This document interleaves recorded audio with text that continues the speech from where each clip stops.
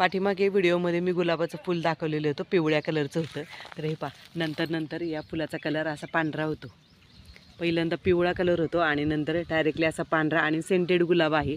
आणि आपण दररोज परसबागेमध्ये असतो, पाणी घालतो झाडांना, परंतु अचानक अशी फुलं उमललेली दिसली की खूप छान वाटतं. कधी कधी नकळत आपलं लक्ष नसतं नाही का. आणि आज मी पाहिलं तसंच माझ्या बाबतीत झालं. तर हे पहा, आता मी परसबागेमध्ये आलेली होती, शेतातून आली आणि सहज गुलाबाची फुलं पाहिली तर 3-3 फुलं उमललेली होती. आणि इतका आनंद होतो ना फुलं पाहिल्यावरती. आणि उन्हाळ्यामध्ये गुलाबाला फुलं जास्त येतात बरं का, ऊन मिळतं ना चांगलं, तर मग चांगली फुलं येतात त्याला. ते पहा, छानपैकी अशी फुलं उमललेली आहेत.